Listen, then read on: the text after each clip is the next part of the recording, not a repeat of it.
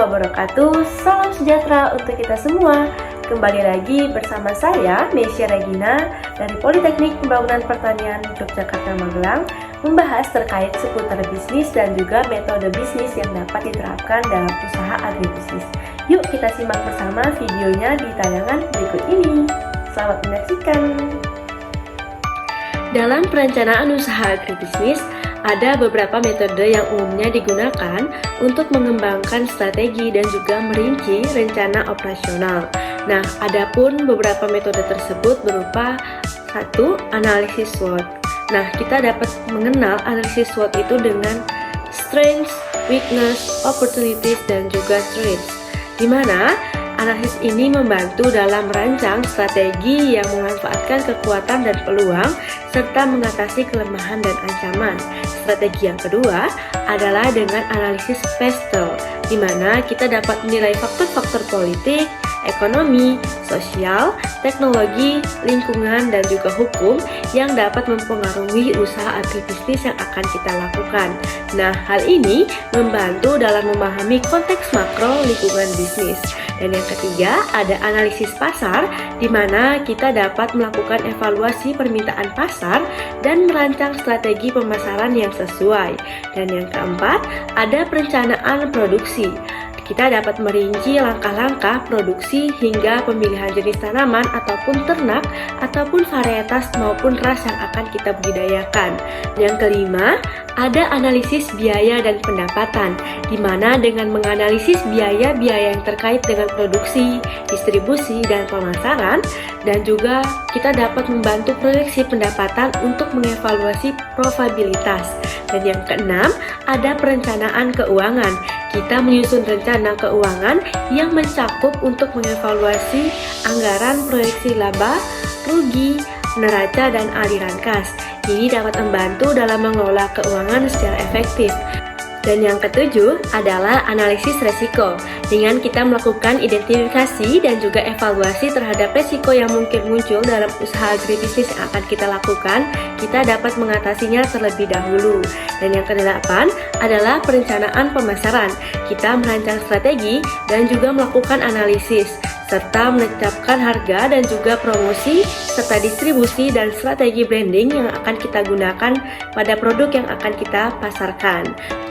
Dan yang kesembilan adalah penyusunan rencana, di mana dengan menyusun rencana operasional yang merinci dan juga meliputi hal-hal seperti harian, mingguan, ataupun langkah-langkah bulanan yang akan kita lakukan, kita dapat mencapai tujuan produksi dan pemasaran. Dan yang ke-10 adalah evaluasi kinerja. Dengan menyusun metode tersebut, kita dapat secara teratur dan juga mampu membuat perubahan ataupun melakukan penyesuaian terhadap kinerja yang kita butuhkan di dalam perusahaan kita. Dengan kita memadupadankan dan mengombinasikan metode-metode ini, kita dapat melakukan penyesuaian sesuai dengan kebutuhan rencana agribisnis yang akan kita lakukan.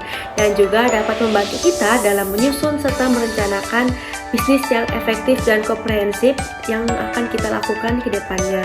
Nah, pada kesempatan kali ini juga kita akan mengenal terkait Business Model Canvas atau BMC, yang merupakan suatu alat dalam manajemen strategis yang digunakan untuk merancang atau mengembangkan dan juga mendokumentasikan model bisnis.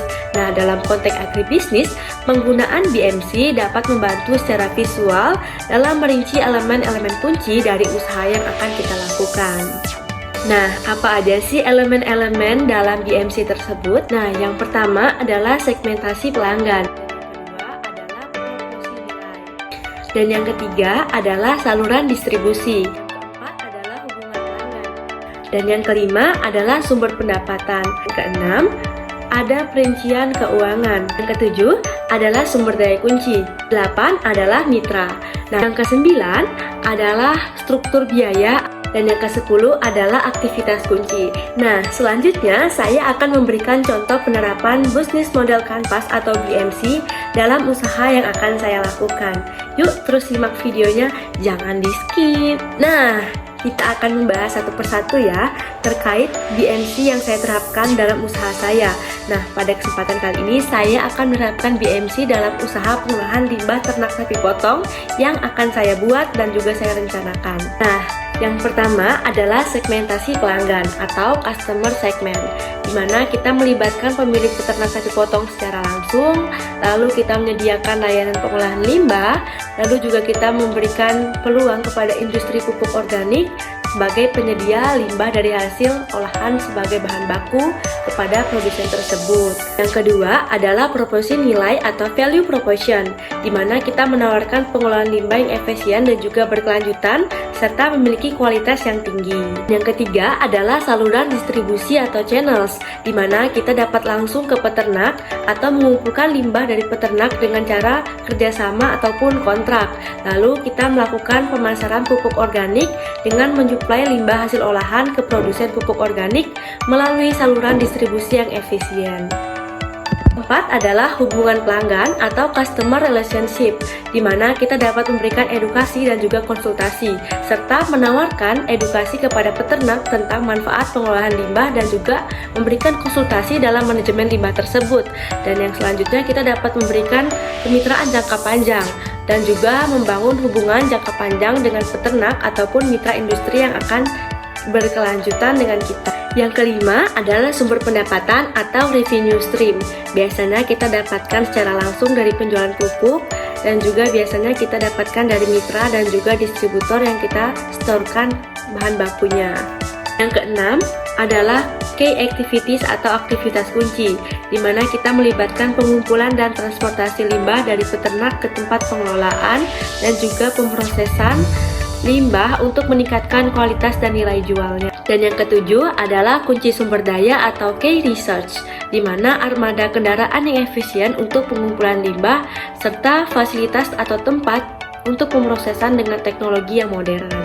Yang kedelapan adalah key partner atau kunci mitra, di mana kita dapat memanfaatkan kerjasama dengan peternak sebagai mitra utama dan juga kita dapat berkolaborasi dengan produsen pupuk untuk pemasokan bahan baku.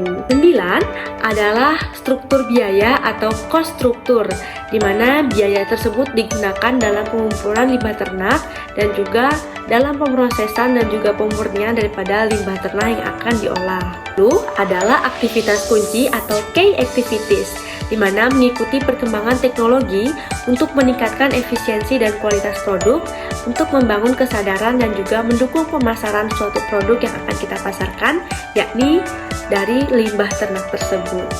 Nah, dengan menerapkan BMC atau Business Model Canvas ini, pengelola limbah seperti saya dapat memahami dan merancang model bisnis yang terstruktur serta dapat mengidentifikasi peluang baru serta memahami aspek-aspek penting dalam operasional bisnis saya. Nah, ini juga dapat membantu dalam penyesuaian dengan perubahan pasar dan pergeseran kebutuhan pelanggan. Nah, adapun kesimpulan penting dalam penerapan perencanaan usaha dan metode Business Model Canvas tersebut dalam usaha penjualan limbah ternak ialah meliputi keterpaduan strategis dengan pemahaman mendalam terhadap bisnis dan juga fleksibel dan adaptasi yang tinggi, serta pentingnya pemahaman terhadap pelanggan dan juga manajemen risiko yang lebih baik, serta pendekatan yang inovatif dan juga pengelolaan sumber daya yang efisien, serta pemantauan kinerja yang terukur. Dengan kesimpulan tersebut, kita dapat melihat penerapan perencanaan usaha dan juga metode BMC dapat membantu menciptakan dasar yang kuat untuk pengembangan dan keberlanjutan usaha penjualan limbah ternak tersebut. Nah, ini juga menunjukkan respon yang lebih cepat terhadap perubahan pasar dan meningkatkan kapasitas adaptasi bisnis. Dengan perencanaan agribisnis model Canvas tersebut, kita melihat suatu metode visual yang dapat digunakan untuk merancang, menggambarkan, dan mengidentifikasi elemen-elemen kunci dari suatu model bisnis. BMC dapat menciptakan pandangan keseluruhan tentang bagaimana sebuah bisnis beroperasi dengan menciptakan nilai dan juga mencapai tujuan bisnis tersebut. Cukup sekian ya pembahasan kita terkait penerapan perencanaan usaha agribisnis dengan menggunakan metode Business Model Canvas atau BMC. Kurang dan lebihnya pencapaian Mimin dalam video ini, Mimin mohon maaf. Kiranya kita selalu mau belajar dan berusaha untuk memahami hal-hal baru untuk meningkatkan kapasitas diri dan pengetahuan kita untuk mencapai kesuksesan lainnya. Dadah, terima kasih sudah menonton. Sampai jumpa.